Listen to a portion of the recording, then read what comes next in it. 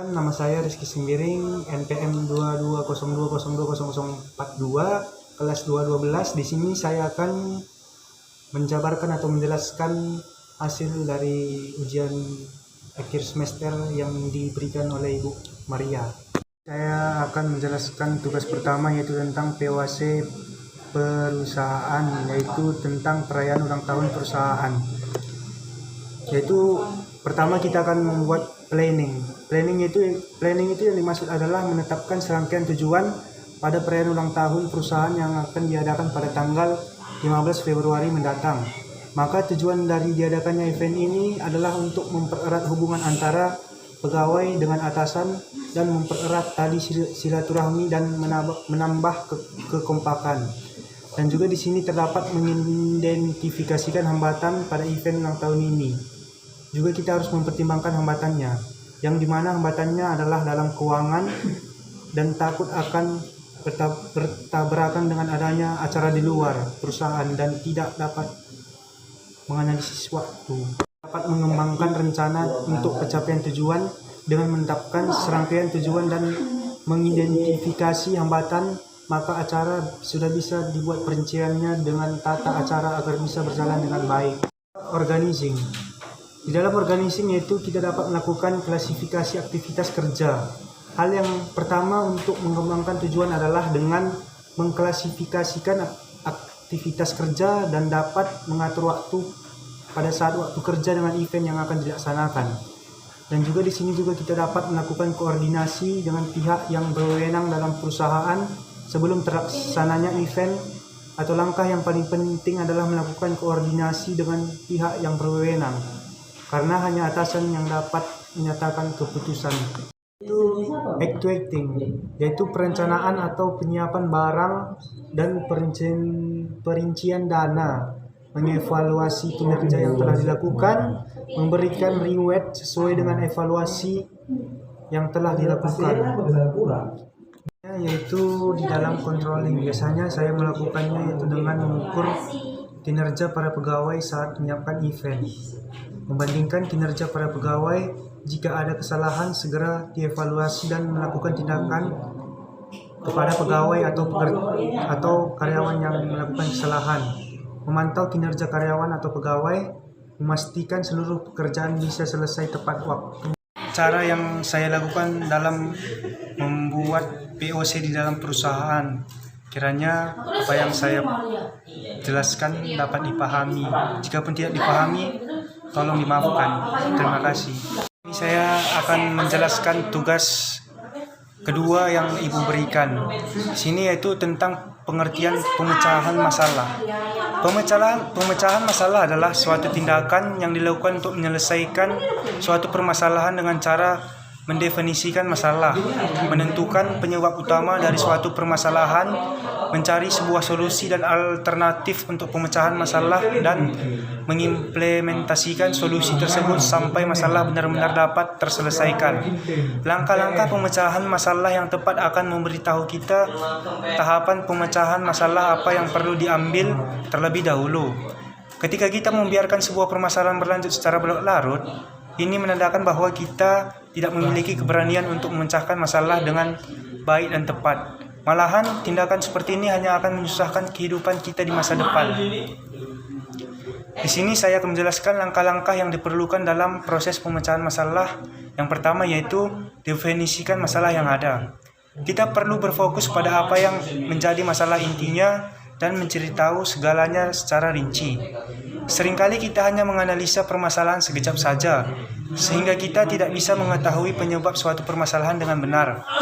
Untuk mendefinisikan permasalahan secara tepat, jangan lupa untuk mengikuti langkah-langkah berikut ini. Ketika mendefinisikan permasalahan, kita perlu membedakan antara fakta dan pendapat.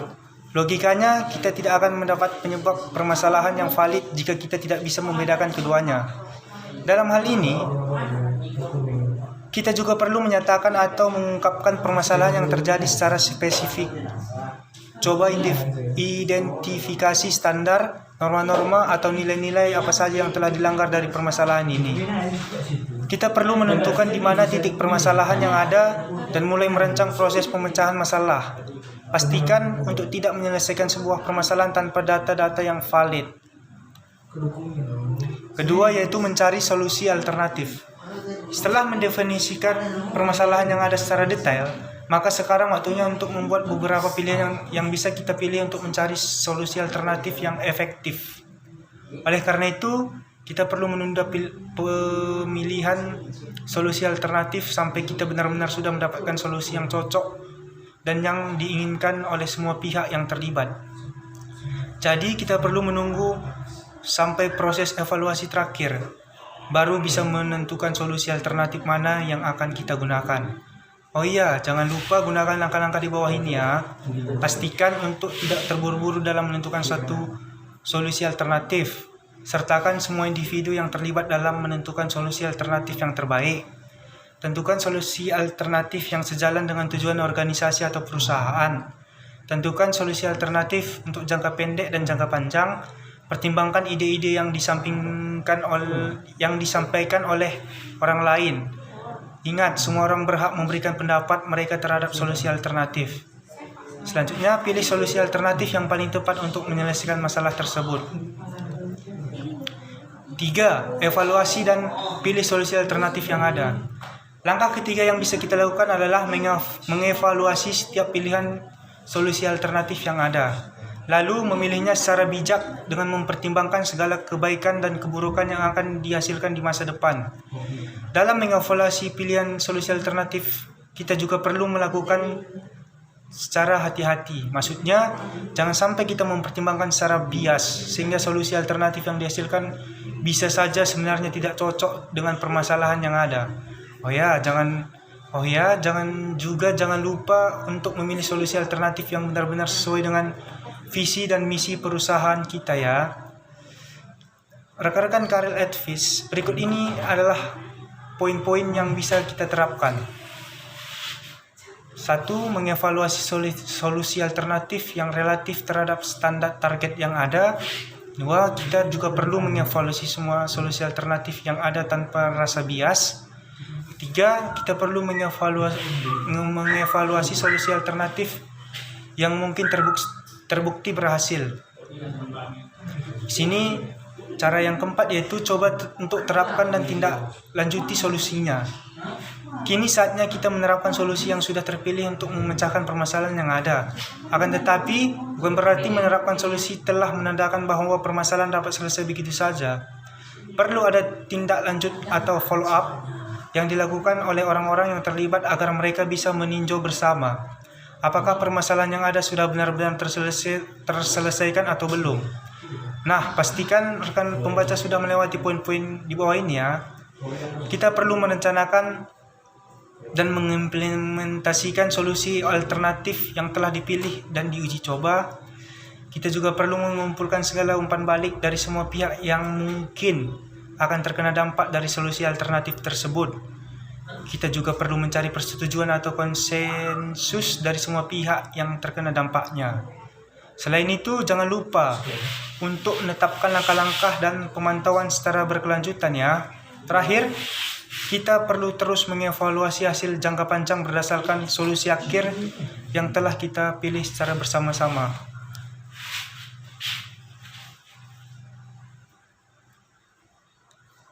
Terdapat tingkat pemecahan masalah. Ada beberapa hal yang perlu kita pahami. Yang pertama yaitu menghadapi masalah, yaitu merasakan suatu kesulitan atau proses ini bisa meliputi menyadari hal yang belum diketahui dan frustasi pada ketidakjelasan situasi. Kedua, pendefinisian masalah, yaitu mengklarifikasi karakteristik di dalam situasi. Tahap ini meliputi kegiatan mengkhususkan apa yang diketahui dan yang tidak diketahui, menemukan tujuan-tujuan dan mengidentifikasi kondisi-kondisi yang standar dan ekstrim. Ketiga yaitu penemuan solusi, yaitu mencari solusi. Tahap ini bisa meliputi kegiatan memperhatikan pola-pola, mengidentifikasi langkah-langkah dalam perencanaan, dan memilih atau menemukan algoritma. Keempat, konsekuensi dugaan solusi. Maksudnya yaitu melakukan rencana atau dugaan solusi, seperti menggunakan algoritma yang ada, mengumpulkan data tambahan, melakukan analisis kebutuhan, merumuskan kembali masalah, dan mencoba untuk situasi-situasi yang serupa dan mendapatkan hasil dari jawaban yang kita diskusikan atau yang kita analisis. Kelima yaitu menguji konsekuensi, yaitu menguji apakah definisi masalah cocok dengan situasinya. Tahap ini biasanya meliputi kegiatan mengevaluasi apakah hipotesisnya sesuai dengan data yang digunakan dapat berjalan dengan baik. Jadi inilah hasil yang bisa saya paparkan di dalam pemecahan masalah di dalam tugas kedua ini. Jika ada tutur kata bahasa yang kurang dimengerti, tolong dimaafkan. Sekian dan terima kasih.